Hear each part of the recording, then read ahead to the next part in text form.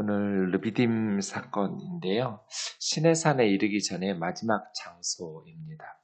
이스라엘 자손이 여호와의 명령대로 신광야, 만나와 메추라기를 경험했던 신광야를 떠나서 르비딤에 장막을 쳤습니다. 문제는 르비딤에 오아시스가 물이 없었다는 것입니다. 백성이 모세와 다투어 이르되 우리에게 물을 주어 마시게 하라. 물이 없으면 참 고통스럽죠. 죽을 것 같아요. 문제는 방식이 힘든 건 다 이해할 수 있는데 그것을 해결하는 방식이 잘못됐다는 것이죠. 모세에게 나와서 하나님 앞에 물어달라고 우리가 어떻게 해야 되느냐고 하나님께서 우리를 위해서 무엇을 예비하셨을 텐데 그러니까 하나님께서 우리를 출애굽시키시지 않았겠느냐고. 그러니 우리가 어떻게 해야 이 위기를 벗어날 수 있는지 이런 식으로 물었으면 어땠을까요? 그런데 이스라엘 백성들은 모세와 다투다라는 게 이제 리브거든요. 리브. 이것은 단순한 다툼이 아니라 법정 싸움이에요.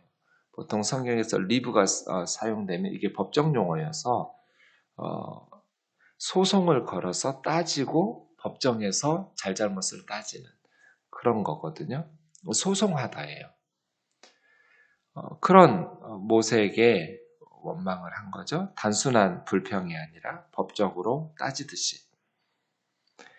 너희가 어찌하여 나와 다투느냐? 너희가 어찌하여 여호와를 시험하느냐? 이들이 진정으로 타겟으로 삼는 건 모세가 아니죠. 모세를 공격한다라는 것은 하나님을 공격하는 것이고 하나님을 시험하는 것이거든요. 백성이 목이 말라 물을 찾은데 물이 없어요. 마실 물이. 그래서 원망하죠.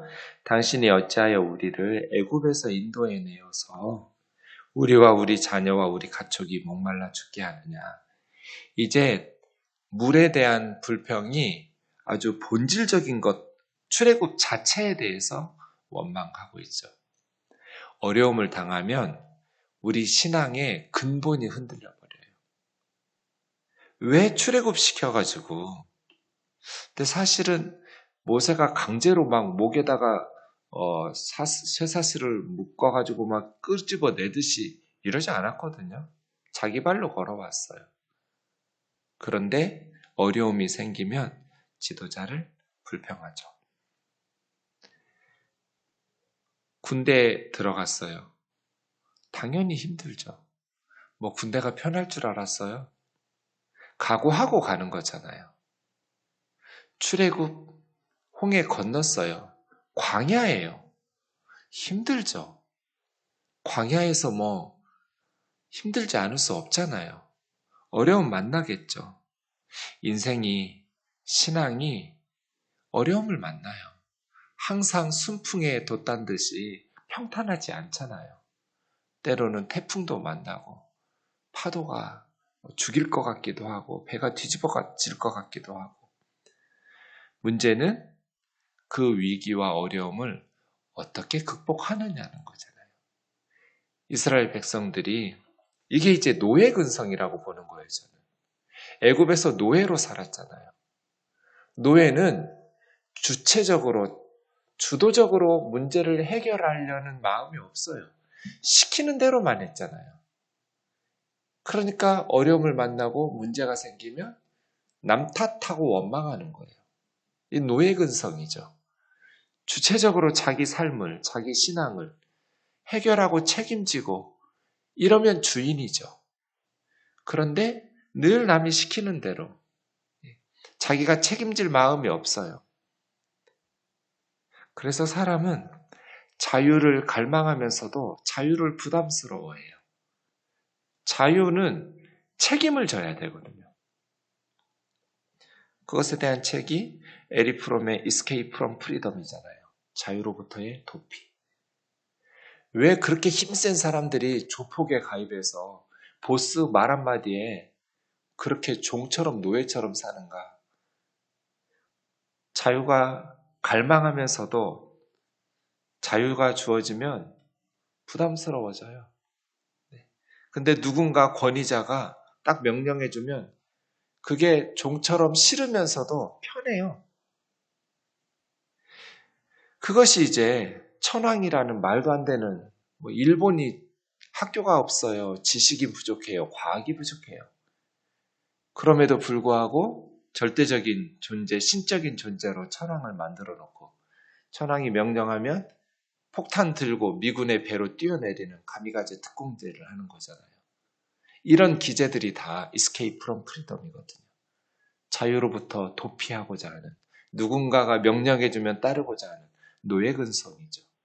주체적으로 책임지고 하나님 앞에서 살아가려고 하기보다는 교회 오면 목사들 시키는 대로 어려운 선택의 순간마다 하나님의 뜻이 뭘까요? 물어가지고 목사가 답해주면 그것이 잘못돼도 목사를 원망하면 되잖아요. 남 탓하면 되거든요. 그래서 저는 절대로 대답 안 해주죠. 당신 문제니까 하나님이 당신한테 말할 거라고, 하나님께 직접 기도하라고, 내가 뒤에서 기도해 줄 테니까. 인생은 스스로 선택하고 책임지는 거라고. 목사를 통해서 받으려고 하지 말라고. 그건 갓난아이고 어린아이였을 때 하는 문제죠. 하나님 왜 기도하라 하실까요? 우리의 의견과 뜻을 존중하시기 위해서잖아요. 우리의 의견과 뜻을 말씀을 통해서 성숙하게 키워가야죠. 그래야 실수를 줄이고 더 확신 있게 하나님의 말씀의 뜻을 분별하면서 하나님의 일들을 감당할 수 있잖아요. 어려움 만나죠. 인생은 광야란 말이에요. 평탄한 그러한 고속도로가 아니에요. 푹푹 빠지는 모래사막이에요. 햇볕 내리쬐죠. 물 없어요. 이때 어떻게 할 거냐는 거예요. 하나님 앞에 나와서 하나님의 지혜를 구하고 하나님의 능력을 구하면서 하나님과 함께 어려움을 잘 극복하는 성도가 있고, 불평하고 원망하면서 무너지고 넘어지는 노예근성에 찌든 성도들이 있더라고요. 남 탓이죠. 노예들의 특징은 남 탓이에요. 모세를 원망하면서 당신이 어찌하여 우리를 애굽에서 인도해 내어서 우리와 우리 자녀와 우리 가축이 목말라 죽게 하느냐. 그럼 애굽으로 돌아가든지요. 모세가 끌어냈어요? 리더가 지시했지만 자기 발로 나왔잖아요. 내가 이 백성에게 어떻게 하리이까? 조금 있으면 내게 돌을 던지겠습니다. 이제 폭력을 행사해서 나 죽일 것 같다고. 너에게 주었던 그 지팡이로 반석을 치라고. 바위 덩어리를 지팡이로 친다고 해서 물이 나오겠어요? 물이 나올 가능성이 제로인 곳이 반석이잖아요. 물 나올 가능성이 없어요. 이를 통해서 하나님께서 물을 공급하셨다라는 것을 분명히 확인할 수 있는 방식이죠. 하나님께서 주셨음을 분명하게 입증할 수 있는 방식이 지팡이로 반석을 쳐서 물이 나오게 하는. 그래서 이스라엘 장로의 목전에서 그대로 행했더니 물이 나왔죠. 그곳 이름을 마사 혹은 무리바라고 불렀는데, 마사라는 단어가 시험하다라는 뜻이고요. 무리바라는 말이 말씀드린 것처럼 법정 싸움을 하는, 법정 다툼의 장소, 이런 의미겠죠. 불평하고 원망하다. 모세를 공격함으로써 하나님을 공격하는, 하나님께서 공급하실 것을 신뢰하지 못하고 오히려 하나님을 시험하면서 하나님이 우리 중에 계신가 안 계신가, 그동안 하나님께서 충분히 입증하지 않으셨나요? 홍해를 건널 때, 만나를 주실 때, 메추라기 주실 때, 그동안 그들과 함께하고 계신다는 것을 수차례 말씀하셨고, 수많은 기적을 통해서 하나님께서 그들과 함께 동행하신다는 것을 입증하셨잖아요. 그런데 어려운 문제가 생기면 과거에 베푸신 하나님의 은혜를 잊어버리고 불평하는 것. 이것이 참 우리의 모습 같기도 해요. 하나님께서 우리와 함께하고 계심을 끊임없이 말씀하시고 입증하심에도 불구하고 어려운 문제가 생길 때마다 불평하고 원망하고 믿음이 바닥으로 떨어지는. 그래서 늘 하나님 앞에서 자신의 영적 수위를 지키는 것이 중요해요. 영적으로 충만했다가 침체했다가 업앤다운은 하죠. 그런데 자신의 영적인 수위를 지켜가야 돼요. 믿음이 떨어지지 않도록 늘 하나님 앞에서 말씀을 묵상하고 경건에 힘쓰고 어려운 상황들을 만날 때마다 하나님과 함께 참고 인내하면서 기다리고 하나님의 공급하심을 신뢰하면서 믿음으로 한 걸음 한 걸음 걸어가는 것. 8절부터는 광야의 첫 번째 전투가 시작됩니다. 아말렉이 쳐들어와서 르비딤에서 싸웁니다. 모세가 젊은 여호수아에게 사람들 택해서 아말렉과 싸우라고, 나는 산꼭대기로 올라가서 전쟁 상황을 지켜볼 수 있는 곳이겠죠? 기도하겠다고. 그래서 여호수아가 젊은이들을 데리고 아말렉과 전쟁합니다. 모세와 아론과 훌, 세 명의 할배들이 산꼭대기로 올라갑니다. 모세가 손을 들면 이스라엘이 이기고, 기도하면 그런 뜻이죠. 피곤해서 손을 내리고 기도를 쉬면 아말렉이 이겨요. 이거 여호수아가 알았을까요? 몰랐을까요? 모르죠. 지금 목숨 걸고 전쟁 중에 언제 손이 올라갔는지 내려갔는지 확인하겠어요. 자기들이 잘 싸워서 이긴 줄 알았겠죠. 그런데 누구는 알아요? 모세와 아론과 훌은 알죠. 기도한 사람들만 알아요. 이 전쟁이 기도에서 승부가 결정됐다는 것을. 그래서 제가 늘 말하는 거예요. 젊은 사람들이 여호수아의 군대처럼 싸우는데 자기들이 전략이 좋고 용기를 다해서 열심히 싸워서 승리한 것 같지만 사실은 전쟁의 승패는 언제나 기도하는 곳에서 결정된다. 우리 우면동 교회가 운영위원회와 당회와 목회자들이 열심히 해서 승리한 것 같지만 사실은 골방에서 교회에서 기도하는 성도들의 기도의 장소에서 영적 전투의 승패는 결정된다. 기도를 쉬면서 손이 내려오면 우리는 질 거고, 기도하는 손이 올라가면 우리가 이길 거라고. 젊은이들이 잘해서 우리나라가 잘 되고 승리하는 것 같지만 사실은 산꼭대기에 있는 모세와 아론과 훌, 이 훌은 부살렐이라고도 하는데요. 이 사람들의, 기도하는 사람들의 그곳에서 승부가 결정되는 거라고. 그래서 젊었을 때는 여호수아처럼 열심히 전쟁하는 거고요. 이제 전쟁할 수 없어서 나는 아무짝에 쓸모없는데 왜 하나님이 빨리 천국에 데려가지 않으시고 이렇게 늙고 아무것도 봉사도 못하고 아무것도 할 수 없는 이때까지 세상에 남겨두시는가? 왜 그러겠어요?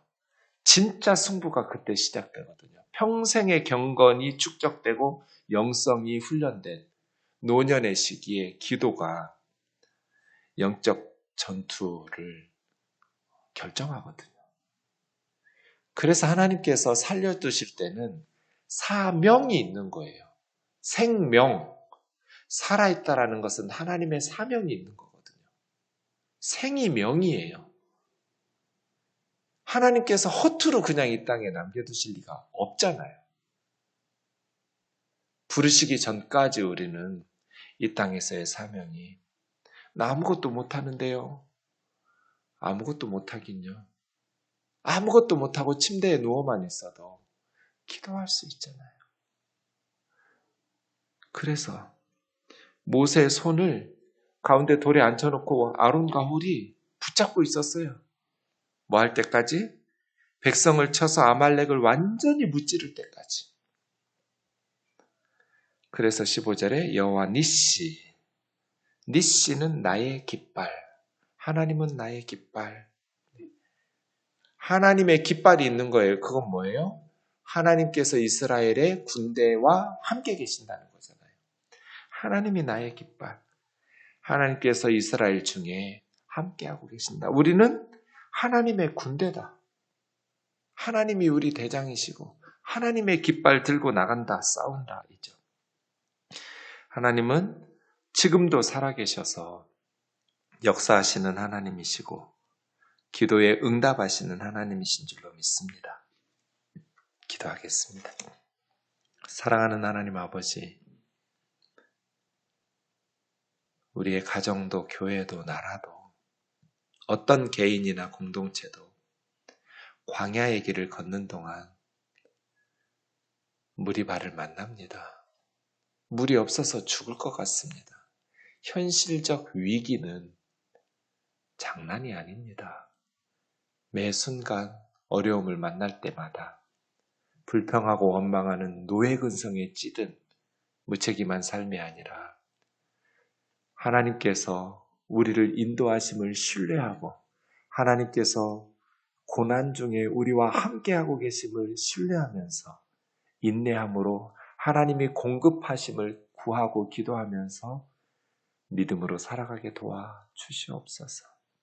하나님과 전투 하나하나를 승리하는 경험들을 쌓아감으로써 우리의 믿음이 더 견고하게 자라나게 도와 주시옵소서. 기도를 게을리하지 말고 어떤 상황에서도 성령 안에서 무시로 깨어 기도하는 오면동 교우들이 되게 하여 주옵소서. 예수님의 거룩하신 이름으로 기도하옵나이다. 아멘.